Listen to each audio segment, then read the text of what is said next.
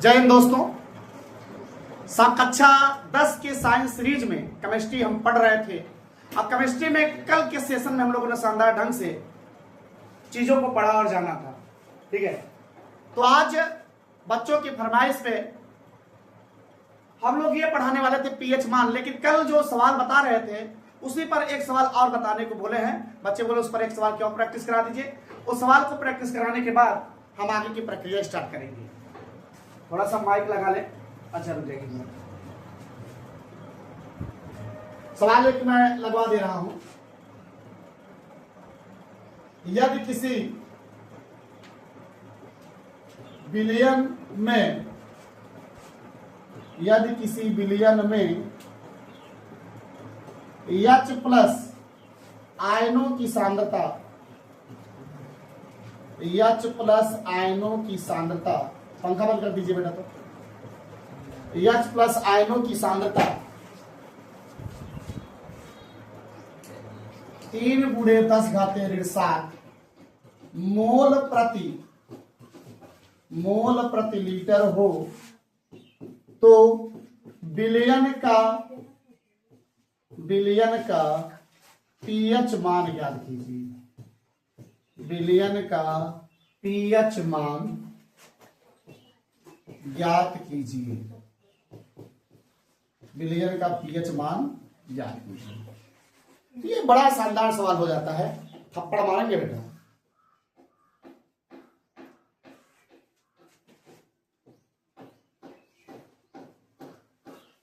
यहां पर अगर देखें हम H प्लस आयनों की जो सांद्रता है, H प्लस आयनों की जो सांद्रता है वो है 3 × 10⁻⁷ मोल प्रति लीटर। अब यहां पर पीएच मान निकालना है तो वी नो दैट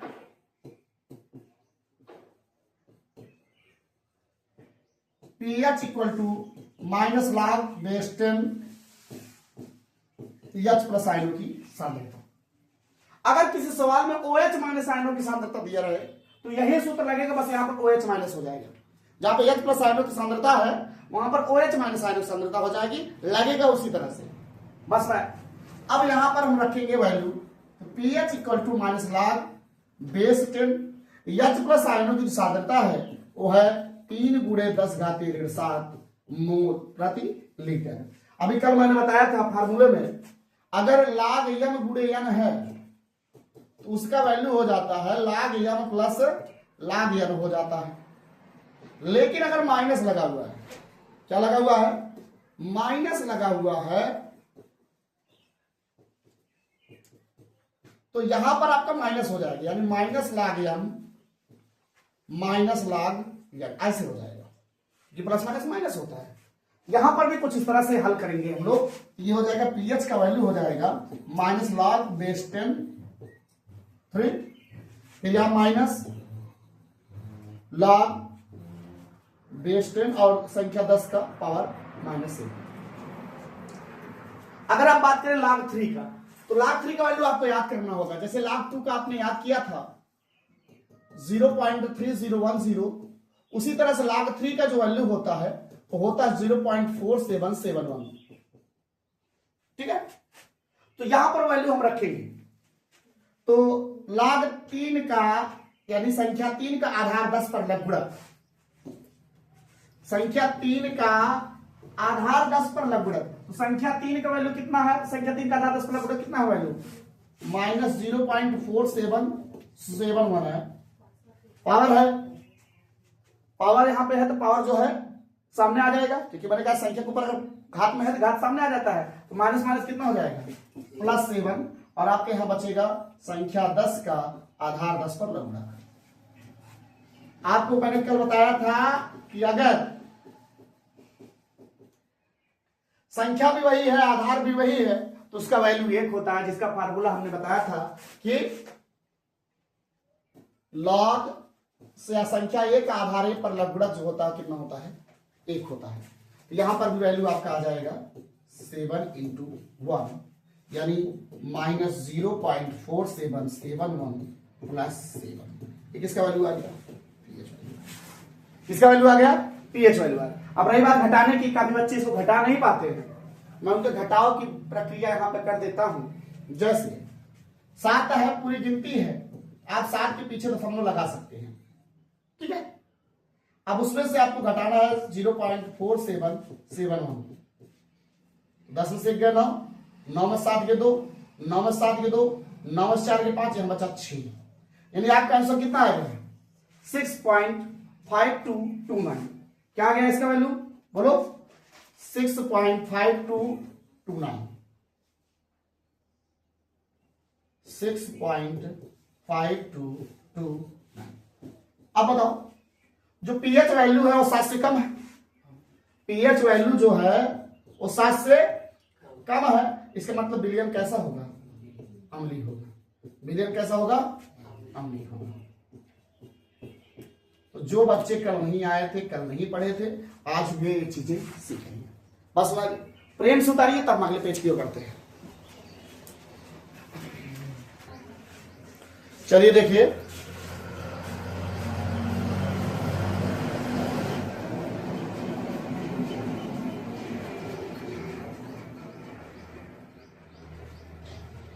कुछ महत्वपूर्ण विलियन के पीएच मान है।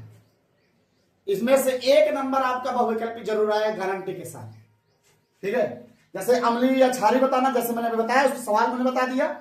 अब जो है मैं पहले से ही लिख दिया ताकि आपका टाइम जो है ना बेकार जाए। जैसे लार है, ये एनसीईआरटी का है। लार खाना खाने के पहले, लार खाना खाने के पहले का पीएच मान कितना होगा? लगभग 6.2 से 7.6। कितना? 6.2 से 7.6, या कहीं कहीं पे 6.5 से 7 लिखा गया है। कहीं कहीं क्या लिखा गया है? 6.5 से 7 लिखा गया है। लार खाना खाने के बाद, ये खाना खाने पहले है, 6.5 7 खाना खाने पहले है, और खाना खाने के बाद जो है 6 से 7 या 6 से 6.8 तक दिया गया है, ठीक है। लेकिन ऑथेंटिक जो है ऊपर वाला ही मानिए, 6.2 से 7.6, और ये 6 से 7, ठीक है। अब नींबू का रस बहुत चर्चित है, 2.2 फिक्स 2.2 है, और 2.2 अगर ऑप्शन ना हो तो 2.2 से 2.4 के बीच अगर कोई ऑप्शन है आप उस पर टिक लगाएंगे, ठीक है। तो नींबू का रस का पीएच मान कितना है? 2.2 है। रंग रहित वातित पेय, जो बिना रंग के आप चढ़ाते ठंडा ठंडा, उसका कितना होता है? 3 से 4 के बीच होता है। कितना से होता है पीएच मान? लगभग में है 3 से 4 के बीच। गाजर का रस, ओहो गाजर 5.5 से 6.5 के बीच, यानी 5.5 से 6.5 के बीच। काफी कितना होता है? 4.8 से 5 से 5.4 के बीच। टमाटर का रस 4 से 4.6 के बीच। कितना? 4 से 4.6 के बीच। नल का जल 6.5 से 8.5 होता है। कहीं कहीं अम्लीय होता है, कहीं कहीं क्षारीय भी होता है। नल का जल शुद्ध नहीं होता, लवणीय जल होता है, समझे ना। अगर हम शुद्ध जल की बात करें तो शुद्ध जल का पीएच मान हो जाएगा 7। कितना हो जाएगा? 7। शुद्ध जल का पीएच मान कितना होता है? 7। अगर हम नल के जल की बात करें तो 6.5 से 8.5 के बीच, यानी 6.5 से 8.5 के बीच। अब बात आती है वह 1 मोलर NaOH, 1 मोलर NaOH का पीएच मान कितना होता है? 14। कितना होता है? 14 होता है। और 1 मोलर HCl का पीएच मान जो होता है वो कितना होता है? 0 होता है। जठर रस, जठराग कितना होता है? 1.2। कितना होता है? 1.2। शुद्ध जल का मैंने बताया 7 है, जिसका पीएच मान 7 है, विद्युत उदासीन होता है। इसी में कहानी याद आया, अगर आप किसी लकड़ी के कास्ट में शुद्ध जल भर दो, शुद्ध जल जिसका पीएच मान 7 हो, उसमें ये तार, बिजली का तार डाल दो, एक और आप स्नान करिए, एक साइड में आप बिजली चुहा दिए, आप और स्नान कीजिए, विद्युत धारा का प्रवाह नहीं होगा। अगर उसमें अशुद्धि आ गई टपक जाओगी, ठीक है। अगर अशुद्धि नहीं है तो उसमें विद्युत धारा का प्रवाह नहीं होगा। बात सुना गई? अच्छा, milk of magnesia, milk of magnesia का पीएच मान लगभग कितना होता है? 10। सोडियम हाइड्रोक्साइड विलियन का पीएच मान कितना होता है? 14। वही सोडियम हाइड्रोक्साइड यही के लिखा है, कितना होता है? 14 होता है।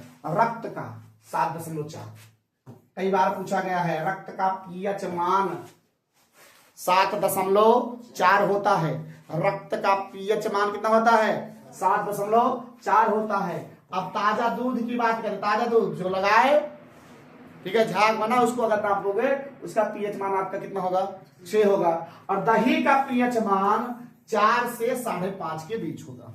दही का पीएच मान कितना होगा, 4 से 5.5 के बीच। बस सुना दी, किसी कोई दिक्कत, लिख लिए हो। हाँ चलिए आगे बढ़ते हैं हम नेक्स्ट पेज की तरफ।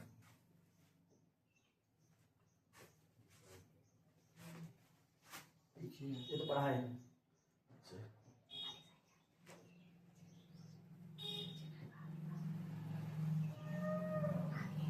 आगे तो ये 1 मिनट।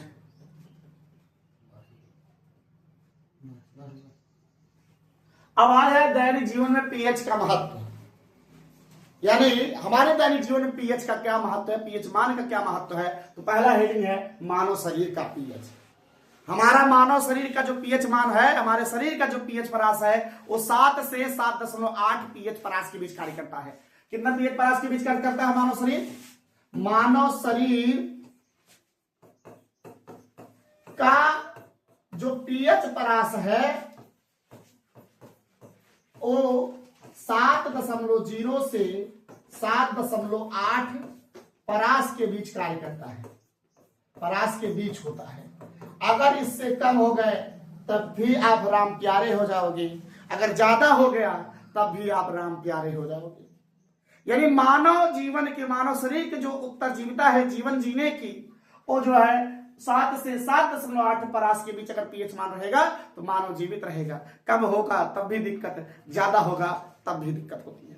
बस में मानव शरीर का पीएच मान किसके किसके बीच कार्य करता है परास के बीच? 7.0 से 7.8 के बीच कार्य करता है। अब अगला है अम्लीय वर्षा, बहुत इंपॉर्टेंट है, सुपर मोस्ट इंपॉर्टेंट है दोनों। जितना मैं पढ़ा रहा हूं खुद में अपने में इंपॉर्टेंट है, क्योंकि मैं सिर्फ इंपॉर्टेंट ही पढ़ा रहा हूं फॉर बोर्ड एग्जाम। जब वर्षा के जल का मान 5.5 से कम हो जाता है, 5.6 से, सॉरी, जब वर्षा के जल का पीएच मान कितना कम हो जाता है? 5.6 से कम हो जाता है। जब वर्षा के जल का पीएच मान, जब वर्षा के जल का पीएच मान 5.6 से कम हो जाता है, 5.6 से कम हो जाता है, तब वह वर्षा अम्लीय वर्षा कहलाती है। तब वह वर्षा अम्लीय वर्षा कहलाती है।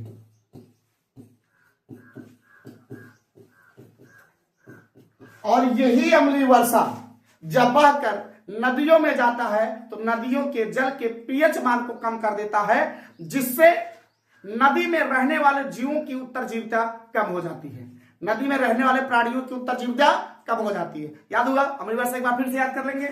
जब वर्षा के जल का पीएच मान 5.6 से कम हो जाता है तब वह वर्षा अम्लीय वर्षा कहलाती है। और यही अम्लीय वर्षा जब बहकर नदियों में जाता है तो नदियों के जल का पीएच मान कम कर देता है, जिससे नदियों में रहने वाले प्राणियों की उत्तरजीविता कठिन हो जाती है।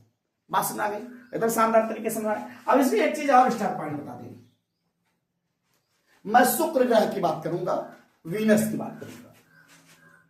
जो शुक्र ग्रह का वायुमंडल होता है, शुक्र का जो वायुमंडल होता है वो सल्फ्यूरिक अम्ल के, सल्फ्यूरिक अम्ल के मोटे श्वेत पीले बादलों से बना रहता है, मोटे श्वेत पीले बादलों से बना होता है। एक बार पूछ लिया था 1 नंबर का कि शुक्र का वायुमंडल किससे बना होता है, तो सल्फ्यूरिक अम्ल के मोटे श्वेत और पीले बादलों से बना होता है। अच्छा एक चीज मैं पूछना चाहूंगा आप लोगों से, अगर वायुमंडल सल्फ्यूरिक अम्ल से बना हुआ है, क्या वहां पर मानव जीवन संभव है या प्राणियों के जीवन की संभावना है? नहीं है, क्योंकि भाई साहब तीक्ष्ण प्रबल अम्ल है, मारे एकदम छटिया देगा एकदम पूरा, सभी हटगल हो जाएगी चमड़ी उमड़ी, समझ गए ना बात? एकदम समझ में आ गई, एकदम किसी कोई दिक्कत नहीं होनी चाहिए। अब अगला देखेंगे, अगले पेज इसको लिख लीजिए, आप लोग लिख लीजिए तब। चलिए अब अगला हेडिंग है हमारे पाचन तंत्र का पीएच। तो बेटा पाचन तंत्र जो है ना यहीं से शुरू होता है, मुख गुहा से। पाचन तंत्र यही मुख गुहा से शुरू होता है, फिर वहां पे आपका ग्रास नल क्या है, छोटी आंत है, बड़ी आंत है। तो सबकी अगर मैं चर्चा करूं, ठीक है, सबकी मैं अगर चर्चा करता हूं, तो अगर हम मुंह का पीएच मान पूछे किसका, मैं लिखाता चलता हूं ताकि आप लोग ध्यान से पढ़ते रहिएगा। अगर हम पहले उसको चर्चा कर लेते हैं तब हम परिभाषा उसकी बताते हैं, ठीक है। अगर हम मुंह का पीएच मान देखें, क्योंकि जो पाचन तंत्र है मुख से ही शुरू हो जाता है, तो मुंह का अगर पीएच मान देखें ये होता है 6.5 से 7। कितना होता है? 6.5 से 7 के बीच होता है मुंह का पीएच मान, ठीक है, 6.5 से 7 के बीच, ठीक है। और ये जो पीएच मान इतना होता है 6.5 7 के बीच होता है, मतलब अम्लीय होता है। किस लिए होता है? लार एमाइलेज के लिए। किसके लिए होता है? मुंह में किसके रूप में होता है? लार एमाइलेज के रूप में होता है, लार एमाइलेज के, ठीक है। अब हम आते हैं छोटी आंत।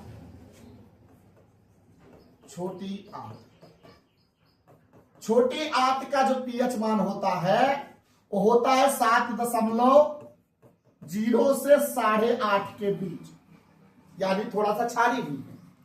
किसके किसके बीच होता है?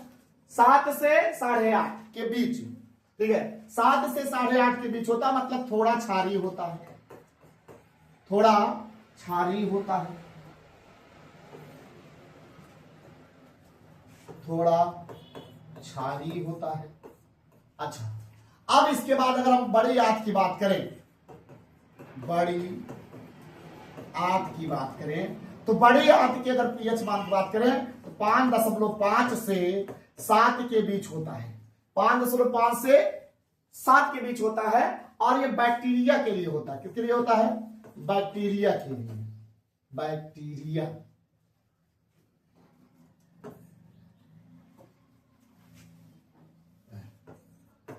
बैक्टीरिया, जो बाहर से बैक्टीरिया आते हैं उनके विनाश के लिए होता है, ठीक है, बैक्टीरिया के लिए होता है। अब हम बात करते हैं बड़ी पेट के लिए। किसकी बात कर रहे हैं?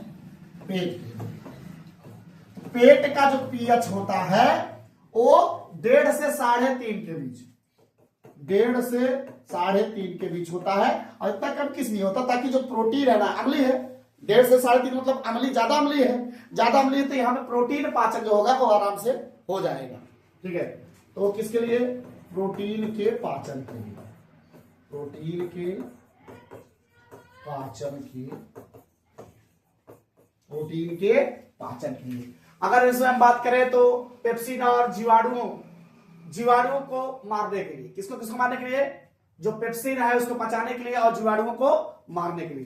पेप्सिन को पचाने के लिए, पेप्सिन को पचाने के लिए और जीवाणुओं को मारने के लिए, और जीवाणुओं को मारने,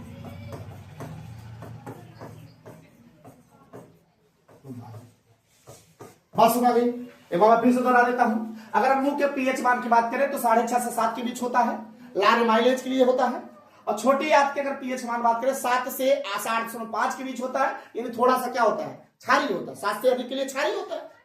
और अगर हम बड़ी आंत की बात करें तो 5.5 से 7 के बीच होता है, और ये बैक्टीरिया के विनाश के लिए होता है। अगर कोई बाहर से बैक्टीरिया आया है उसका क्लिंग क्लिंग घम करते हैं, समझिए ना। और अगर हम बात करते हैं पेट का, तो पेट का जो पीएच मान है वो 1.5 से 3.5 के बीच होगा, यानी प्रोटीन के पाचन के लिए ये अम्ल है जरूरी, पेप्सिन को पचाने के लिए है, और जीवाणुओं को मारने के लिए। अगर बाहर से कोई जीवाणु आया है तो उसको मारने के लिए हम नहीं, पेट का पीएच मान इतने तक होता है, ठीक है। अब अगर हम देखें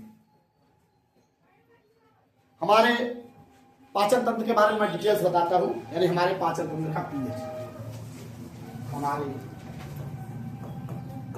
पाचन तंत्र का पीएच, सारा डिटेल बता दिया, पीएच मान।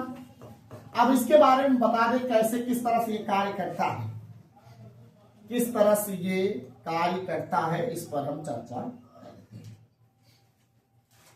हमारे उदर में हाइड्रोक्लोरिक अम्ल होता है। उदर मतलब पेट। हमारे पेट में हाइड्रोक्लोरिक अम्ल होता है और यह अम्ल पेट को बिना नुकसान पहुंचाए हुए भोजन पाचन में सहायता करता है। हमारे उदर में क्या होता है? हाइड्रोक्लोरिक अम्ल होता है और हाइड्रोक्लोरिक अम्ल बिना पेट को नुकसान पहुंचाए, उदर को बिना नुकसान पहुंचाए हुए भोजन पचाने में सहायता करता है। कभी कभार अपच की स्थिति में हमारा जो उदर होता है, अपच मतलब समझ रहा, जब पचत नहीं, अपच की स्थिति में जब हमारा पेट जो है अत्यधिक हाइड्रोक्लोरिक अम्ल का स्राव करता है, हमारे पेट में अत्यधिक जलन, हमारे पेट में क्या होती है? अत्यधिक जलन और दर्द का अनुभव होता है। जब हमारे पेट में अत्यधिक दर्द और जलन का अनुभव होगा तो उसके उपचार के लिए हम लोग क्या करेंगे? दुर्बल क्षारकों का उपयोग करेंगे, क्योंकि पेट में है अम्ल, बाहर से खा लिए क्षारक, अम्ल और क्षारक मिलकर क्या बना देंगे? लवण और जल, और हमारे पेट में जो दर्द और जलन है क्या हो जाएगी? शांत हो जाएगी। इसके लिए दुर्बल क्षारक जैसे एंटासिड का उपयोग करते हैं। किसका उपयोग करते हैं? एंटासिड जैसे दुर्बल क्षारक का उपयोग करते हैं, जैसे मिल्क ऑफ मैग्नीशिया या मीठा सोडा। मीठा सोडा भी अगर आप खा लें, पेट में बहुत जलन हो रही है तो, क्योंकि वो क्या है? दुर्बल क्षारक है मीठा सोडा। और जो आपका अम्ल है पेट में, हाइड्रोक्लोरिक क्या है? अम्ल है। अम्ल और वो मीठा सोडा मिलकर क्या करेंगे? रिएक्शन करेंगे और लवण और जल बना देगा, जिससे आपका पेट का दर्द और जलन क्या हो जाएगा? शांत हो जाएगा। बस बात, फिर से बताएं किस तरह से ये काम करता है। हमारा जो पेट है, उदर है, वो निरंतर क्या करता है? हाइड्रोक्लोरिक अम्ल का स्राव करता है और यह पेट को बिना नुकसान पहुंचाए हुए भोजन को पाचन करता है, भोजन का पाचन करता है। कभी कभी अपच की स्थिति में हमारे पेट गैस बन जाने के कारण, ठीक है, कब्ज की शिकायत होने पर तो भोजन अपच होगा। जब गैस बनेगी तो भोजन पचेगा नहीं, और जब भोजन पचेगा नहीं तो क्या करेगा? ये तेजी से हाइड्रोक्लोरिक अम्ल का स्राव करने लगेगा। कौन? पेट, उदर। जब हाइड्रोक्लोरिक अम्ल का स्राव करेगा, ज्यादा अम्ल हो जाएगा तो हमारे पेट में दर्द और जलन होगी। अब दर्द और जलन होगी तो उसके उपचार के लिए हम किसका प्रयोग करेंगे? एंटासिड का प्रयोग करेंगे, दुर्बल क्षारक का उपयोग करेंगे। कौन कौन से दुर्बल क्षारक? जैसे मिल्क ऑफ मैग्नीशिया हुआ, मीठा सोडा हुआ। ये दुर्बल क्षारक जैसे ही हम खाएंगे वैसे पेट में है अम्ल और वो क्षारक जाके क्रिया करेगा तो क्या बनाएगा? लवण और जल बनाएगा और हमारा पेट एकदम गुड़गुड़ाहट से शांति का अनुभव करेगा, मजे से। बात सुना गई? कोई दिक्कत तो नहीं, इतना बड़ा ब्यौरा मैं नहीं दिखाऊंगा, सिर्फ बता दिया, ठीक है। अब हम बात करते हैं, अगले हेडिंग है पीएच परिवर्तन के कारण दंत क्षय। पीएच परिवर्तन के कारण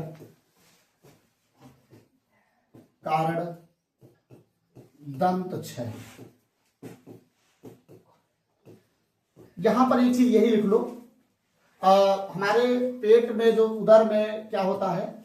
उदर जो है हाइड्रोक्लोरिक अम्ल का स्राव करता है। हाइड्रोक्लोरिक अम्ल का स्राव करता है, इसके लिए भोजन पचाने के लिए स्राव करता है, भोजन पचाने।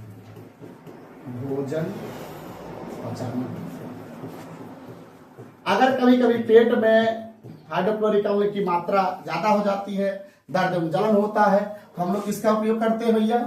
दुर्बल क्षारक, एंटासिड जैसे दुर्बल क्षारकों का उपयोग करते हैं। दुर्बल क्षारकों का उपयोग करते हैं, दुर्बल क्षारकों का उपयोग। और दुर्बल क्षारक और कौन से हैं? मिल्क ऑफ मैग्नीशिया, क्या है? मिल्क ऑफ मैग्नीशिया और मीठा सोडा। दो क्षारकों जैसे milk of magnesia, milk of क्या है आदर्श भाई? मिल्क ऑफ मैग्नीशिया या मीठा सोडा। ये मोटा मोटा चीज मैं लिख दे रहा हूं ताकि आपको याद करने में कोई दिक्कत नहीं। अब अगला हेडिंग है पीएच परिवर्तन कारक दंत क्षय। पीएच परिवर्तन के कारण दंत क्षय। इसमें से दो चीजें पूछेगा। कि मुंह का पीएच मान कितना होगा कि हमारे दांतों का क्षरण होने लगेगा, और हमारे दांतों का जो इनेमल है यानी दंतवल्क है वो किसका बना हुआ है, तो शायद कैल्शियम हाइड्रोक्सी एपेटाइट, सॉरी हाँ कैल्शियम हाइड्रोक्सी एपेटाइट सही है, कैल्शियम हाइड्रोक्सी एपेटाइट या कैल्शियम फास्फेट क्रिस्टल सही होता है। ठीक है, तो दो चीज इसमें पूछता है कि तो हमारे मुंह का पीएच मान कितना होगा कि हमारा दंत क्षरण होने लगेगा, तो 5.5 से कम होने पर, और हमारा जो दांत है, दांत का जो इनेमल वल्क है, दंत वल्क जो है किसका बना हुआ है, कैल्शियम हाइड्रोक्सी एपेटाइट का बना हुआ है, और ये जो है जल से क्रिया नहीं करता। अच्छा एक जगह सोचो, अगर आपस से एक धतवा जो इनेमल वल्कवा है पानी से क्रिया करते होते हैं, एक गिलास पानी पियन कुल दांत गल पेटे में गड़ गड़ गड़, फिर लाइक जो तुम डुप्लीकेट लगाओ तुम मुक्त, ये जल से क्रिया नहीं करता है। लेकिन अब भोजन करने के पश्चात जब हमारे मुंह में शर्करा कार्बोहाइड्रेट आज बचता है तो मुंह में रहने वाले जो बैक्टीरिया हैं उससे क्रिया करके उसको अम्ल में परिवर्तित कर देते हैं। किसमें परिवर्तित कर देते हैं, अम्ल में अपघटित कर देते हैं। उनका शर्करा कार्बोहाइड्रेट जो भोजन का बचा हुआ है उसको क्या करते हैं, अपघटित करके अम्ल में परिवर्तित कर देते हैं, और यही अम्ल हमारे दांतों को नुकसान पहुंचाता है। तो इसके उपचार के लिए हम लोग क्षारकी दंत मंजन का उपयोग करते हैं। किसका उपयोग करते हैं, क्षारकी दंत मंजन का उपयोग करते हैं। जैसे क्षारकी दंत मंजन का उपयोग किए, अम्ल वहां पर है, अम्ल और क्षारक मिले, लवण और जल बनाए, और जो दांतों का क्षरण है वो धीरे धीरे बंद हो जाएगा। तो बोलेंगे कैसे, जब हमारे मुंह का पीएच मान 5.5 से कम होता है तो हमारे दांतों का क्षय होना शुरू होता है।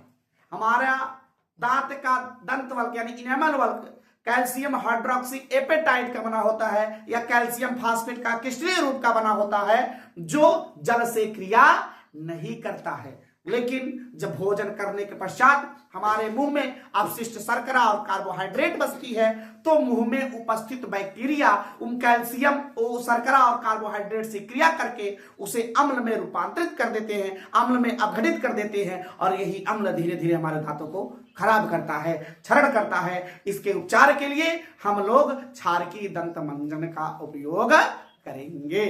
किसका उपयोग करेंगे, क्षारकी दंत मंजन का उपयोग करेंगे, जिससे मुंह में अम्ल बना हुआ हो दांत में, और बाहर से हम लोग क्षारकी दंत मंजन का उपयोग किए, अम्ल और क्षारक परस्पर क्रिया करके लवण और जल बनाएंगे और आपके दांतों का क्षरण रुक जाएगा। अब अगला पॉइंट अगर हम देखें तो कब कैसे कारण होता है, जब हमारे मुंह का जो पीएच मान होगा, हमारे मुंह का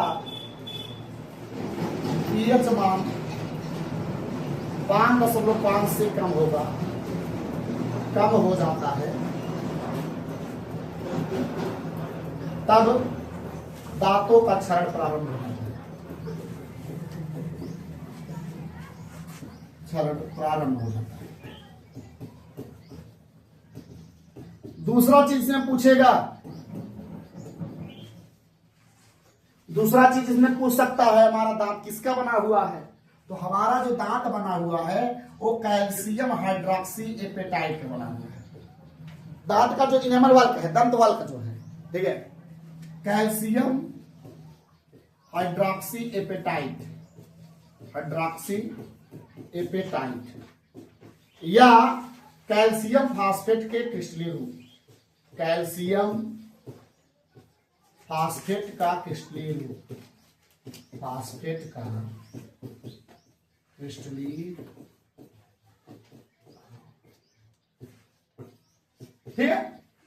बाकी पूरी कहानी जानते ही हो, इतना याद करोगे, पता है। निदान के लिए क्षारकी दंत मंजन का उपयोग करेंगे, लिखोगे, लिख लीजिए थोड़ा सा, फिर हम लोग आगे बढ़ते हैं। आप लोग लिख चुके होंगे। अब अगला हेडिंग है पशुओं और पौधों द्वारा उत्पन्न रसायनों से आत्मरक्षा। पशुओं एवं पौधों द्वारा उत्पन्न रसायनों से आत्मरक्षा, जैसे बेहाड़ा काट ले, बर्रई मधुमक्खी काट ले, एकदम बिलबिलात भगबो, तो माई बात जब फूले लागत काटे बार हाड़ा उड़ा फूले लागत, क्या करते हो, दादी उदी कही भैया जय वे चुनुआ लगा, चुनुआ, चुनुआ का है, क्षारक है, चुनुआ का है, क्षारक है। और जो मधुमक्खियां काटा जो बर्रैया काटा, जो हड़वा काटा, वो मेथेनाइक अम्ल छोड़ता है। क्या छोड़ता है? मेथेनाइक अम्ल छोड़ता है। मेथेनाइक अम्ल चूना लगायो, क्षारक, अम्ल और क्षारक मिल क्या बना दिए? लवण और जल। एकदम बात समझ आ गई है? अब एक पौधा है नेटल का। नेटल एक साकी पौधा है, जैसे पलकीट नहीं, इसे नेटल एक साकी पौधा जंगलों में पाया जाता है। इसमें रोएदार बालनुमा, ऐसे रोए होते बालनुमा। अगर गलती से आप स्पर्श उससे छू गया, छू दिए, टक्का दे, वो तुम्हारे उंगली में मेथेनाइक अम्ल छोड़ देगा। जब मेथेनाइक अम्ल छोड़ एकदम बिलबिला लगा, एकदम खजले खड़खड़ाने लगोगे, एकदम खड़खड़ाने लगोगे, तो उसका एक ही उपचार है। उसके बगल में एक डाक का पौधा होता है। जहां नेटल का पौधा उगेगा उसी के जस्ट बगल में डाक का पौधा उगेगा। और डाक का पौधा उखाड़िए और उसको रगड़िए, आपको तुरंत क्या मिल जाएगी? राहत। नेटल का पौधा भी क्या छोड़ता है? मेथेनाइक अम्ल। मेथेनाइक अम्ल बोले तो फार्मिक अम्ल। क्या? फार्मिक अम्ल। तो कुछ है, मैं फलों के बोल रहा हूं नाम, पदार्थों यौगिक का नाम बोल रहा हूं, दही वही का नाम बोल रहा हूं, जिसके जो है इसमें जो अम्ल पाया जाता है हम उसकी चर्चा कर देते हैं। जैसे नींबू में जो है, संतरा में सिट्रिक अम्ल पाया जाता है, टमाटर में ऑक्सैलिक पाया जाता है, इमली में टार्टरिक अम्ल पाया जाता है। इमली में क्या पाया जाता है? टार्टरिक अम्ल पाया जाता है। दही में लैक्टिक अम्ल पाया जाता है। मधुमक्खी के डंक में, नेटल के डंक में और चींटी के डंक में मेथेनाइक अम्ल पाया जाता है, यानी फार्मिक अम्ल पाया जाता है। तो एक छोटा सा चार्ट बनाया हूं, आप लोग उसको देख लीजिए और उतार लीजिए ताकि आपको याद रहे। ठीक है, ये शानदार तरीके से। सिरका में एस्टिक अम्ल, संतरा में सिट्रिक अम्ल या साइट्रिक अम्ल, इमली में टार्टरिक, टमाटर में ऑक्सैलिक, खट्टा दूध दही में लैक्टिक अम्ल, नींबू में सिट्रिक अम्ल, चींटी के डंक में मेथेनाइक अम्ल, नेटल के डंक में वही मेथेनाइक अम्ल और मधुमक्खी के डंक में मेथेनाइक अम्ल। मेथेनाइक को भैया बोलते हैं साधारण नाम है फार्मिक एसिड या फार्मिक अम्ल। फार्मिक अम्ल, ठीक भैया।